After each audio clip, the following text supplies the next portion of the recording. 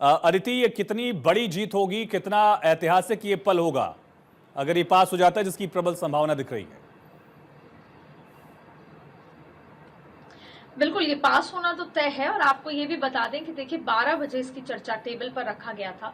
किरण रिज्जू के टेबल रखने के साथ ही जो मंत्री हैं उनके साथ ही ये चर्चा शुरू हुई और अब उनका रिप्लाई हुआ और चर्चा खत्म हुई।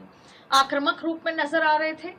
जब उन्होंने टेबल पर रखा तो उस आक्रामकता में एक सहजता नजर आ रही थी।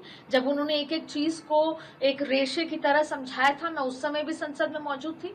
अभी जब उनका भाषण सुना तब भी हमने देखा कि वो आक्रामक होकर, चाहे फिर वो ए राजा के उनके बयानों का जवाब दिया हो, चाहे फिर उन्होंने कांग्रेस के सांसद का जवाब दिया हो, गौरव गोगोई का, उन्होंने बारीकी से सब पे जवाब देते हुए ये कहा है कि भारत को तोड़ने का काम आप कर रहे हैं। वही बात जो अमित शाह ने कही थी संसद के अंदर कि भारत को तोड़ने का काम कर रहे हैं।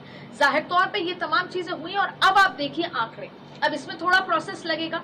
आप देखिए कि अभी अनाउंस करके सबको अंदर भी बुलाया गया था कि अगर कोई बाहर है, पूरी तरीके से वोटिंग चल रही है, स्क्रीन पे नंबर नजर आ रहे हैं। ऐसे में जाहिर तौर पे पास होता हुआ नजर आ रहा है। लेकिन इसमें प्रोसेस इसलिए लगेगा कि रामचंद्रन जो केरला से सांसद हैं वो अक्सर इसके लिए माने जाते हैं संशोधन के लिए।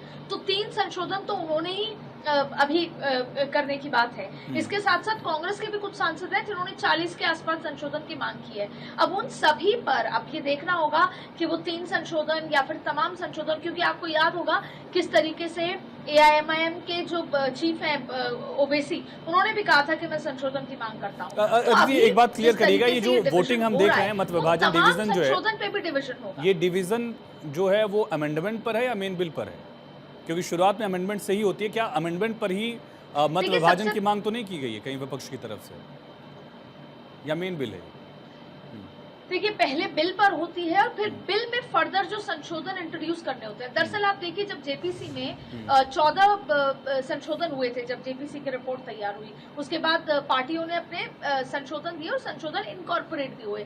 फिर कैबिनेट में पुराने वाले बिल के ऊपर जेपीसी की रिकमेंडेशन लगाई गई और फिर बिल पारित किया गया। अब वही बिल जो अमेंडेड बिल है वो किरण रिज्जू ने संसद पटल पे रखा संसद के, और अब उस बिल पर और बिल में जो विपक्ष अमेंडमेंट मांग रहा है, जो वो कहता है कि जेपीसी ने इनकॉर्पोरेट नहीं किया, इस बिल में इनकॉर्पोरेटेड नहीं है, वो 40-44 जो विपक्ष की तरफ से बात थी कि ये अमेंडमेंट होने चाहिए, तो उन पर भी डिवीजन होगा, मेन बिल पर भी डिवीजन होगा। इसीलिए हम ये कह रहे हैं कि इसकी प्रक्रिया में अभी समय लगेगा और वही समय अभी आपके सामने नजर आ रहा है। शिखा, अभी लगातार डिबेट को फॉलो कर रही है पार्लियामेंट में, कितना अहम हो जाता है और कितना ऐतिहासिक लम्हा होने वाला है? जाहिर है ऐसे बहुत सारे कानून हैं जो बीजेपी सरकार लेकर के आई है और वक्फ संशोधन बिल को लेकर के लगातार चर्चाएं पहले भी आयुष होती रही है। और जो एज और नोज जो यहाँ पर नजर आ रहा है, जाहिर है ये जो आंकड़े हैं वो अपने आप में बहुत है। जैसा कि अदिति भी जिक्र कर रही थी कि अमेंडमेंट हो या फिर बिल, लेकिन कमोबेश ये जो आंकड़ा है लगभग इसी तरीके से आने की उम्मीद कम से कम बीजेपी और एनडीए को भी इस समय है।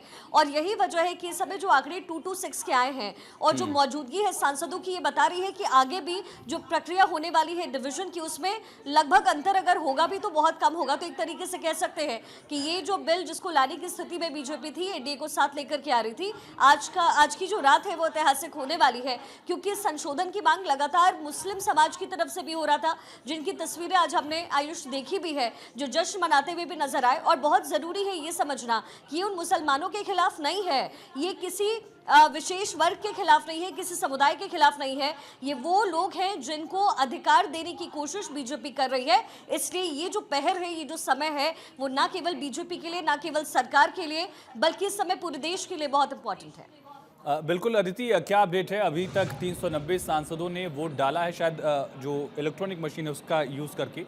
पर्चियों को लेकर भी स्पीकर बात रख रहे थे, ये रिवाइज हो सकता है क्या आंकड़ा?